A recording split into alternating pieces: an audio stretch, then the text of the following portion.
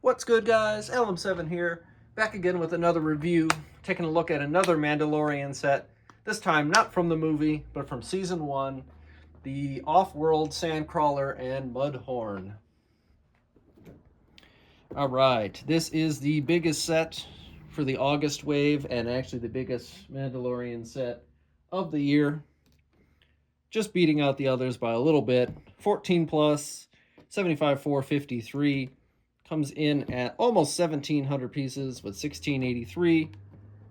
And you get 6 minifigures on the box. There's technically a bonus hidden minifigure, but we will talk about that after we look at the set. And you get your Mudhorn. Obviously, it's in the title. So, obviously Mandalorian box logo, all that fun stuff. Take a look at the back of the box. What you expect it to look like. You got some features that we will talk about. It has all of your classic Sandcrawler features. Taking a look at your instruction booklet, it is quite large, considering this is a pretty hefty set. Before we talk about the price, on the bottom, you got Mando. He accompanies you through your build. This time, it is his different Season 1 garb, which makes sense. And after 317 pages, you finish your build. So it is a pretty hefty build. This one took me a little bit of time, but I expected as such. So, before we build this set up, what about the price? Well, it comes in at $200 in the US and $270 in Canada. So it is quite a hefty set. It is not cheap, but still a play set.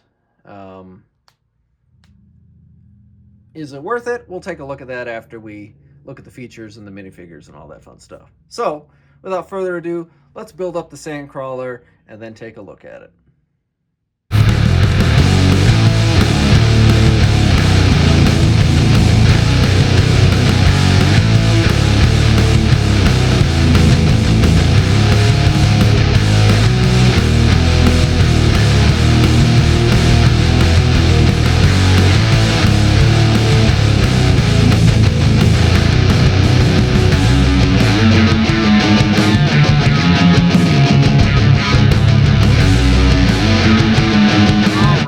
So we built up the Sandcrawler, and after initial impressions, yeah, I can say the 1,700-ish pieces of this set feels like a good $200 set, in my opinion.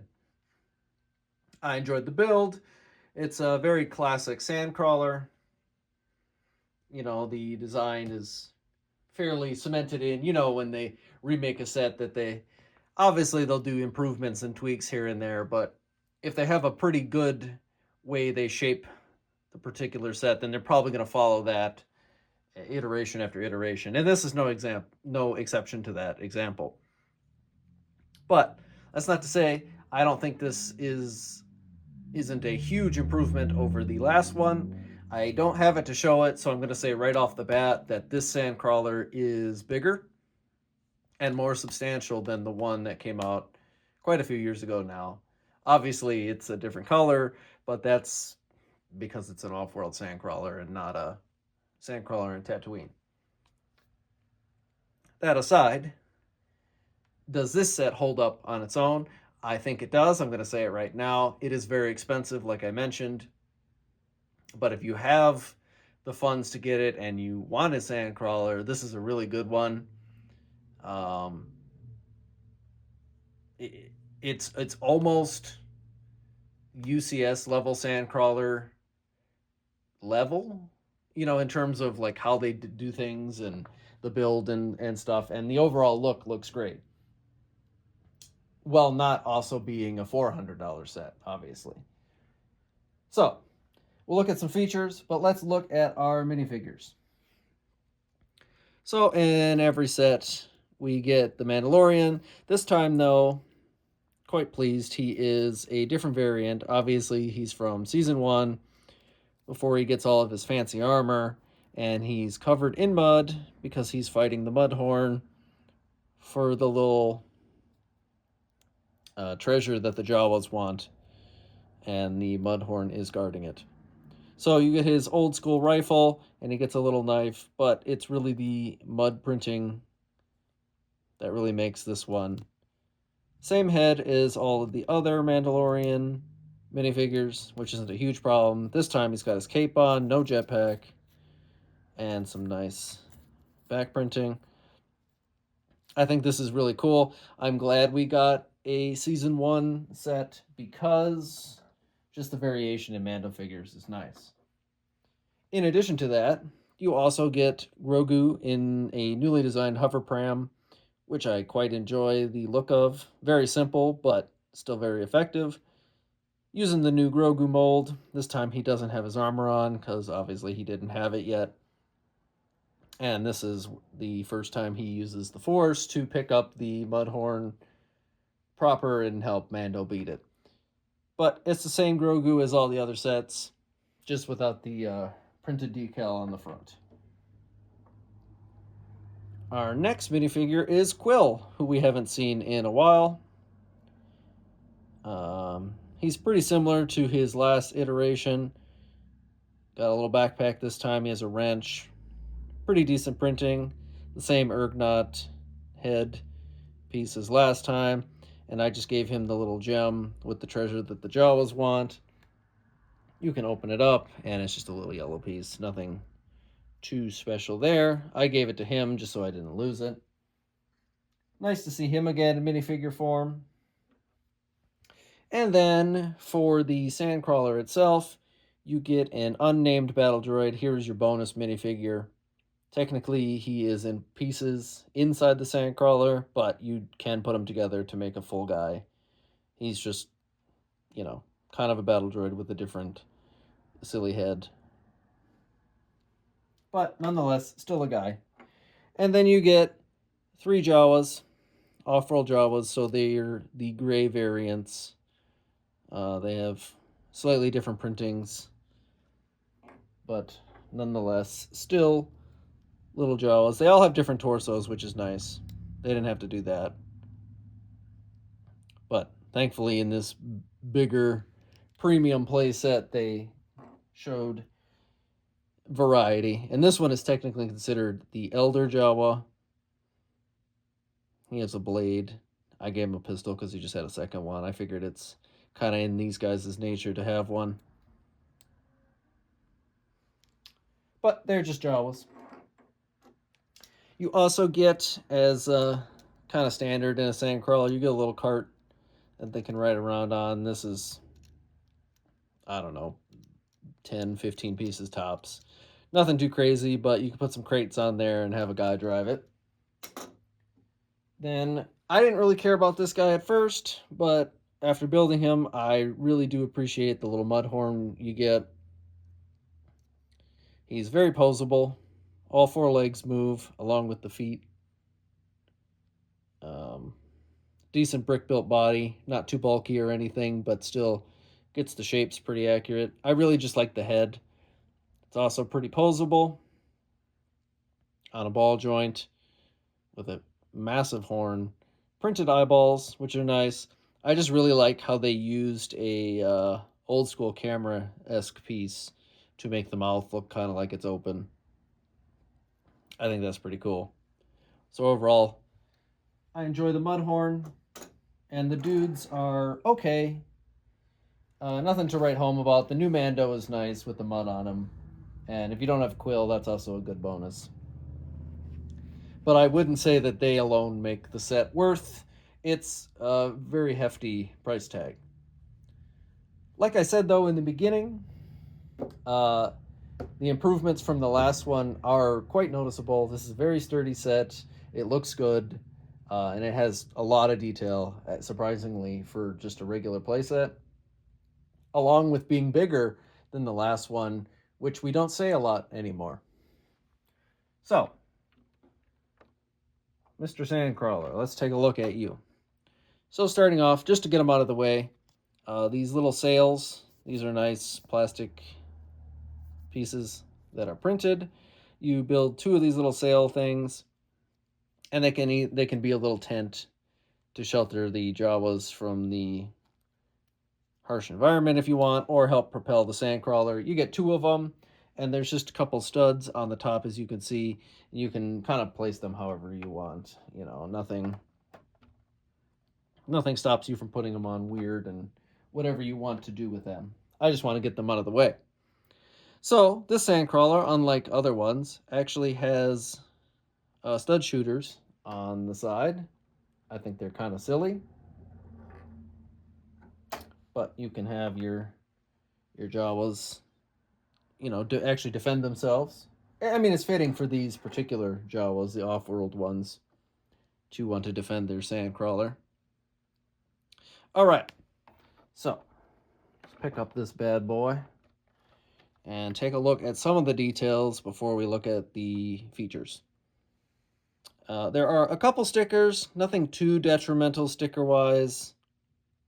I think there's 10 total, 8 or 10.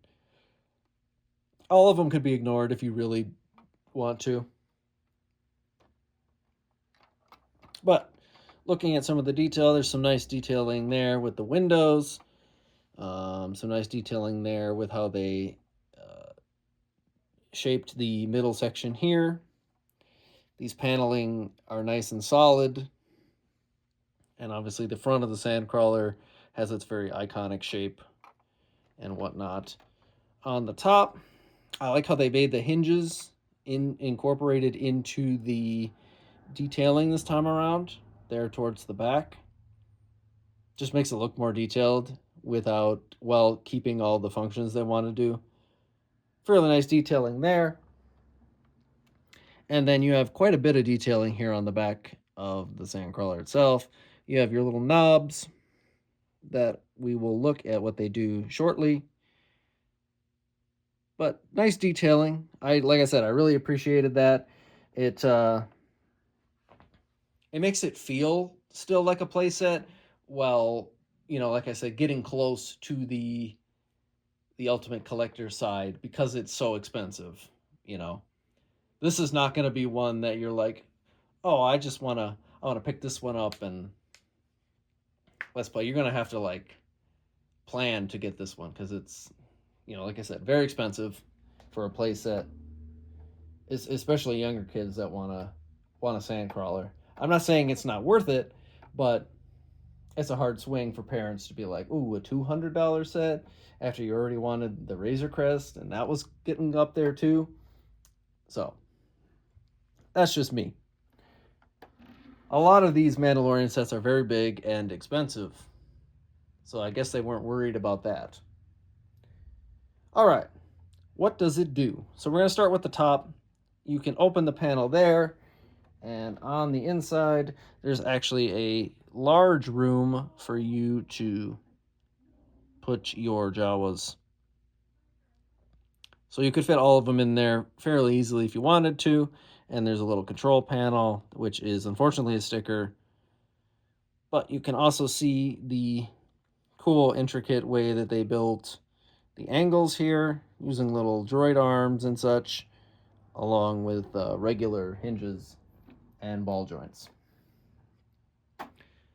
So you can open up the front, and then you can play in here, have your Jawas drive it. You can also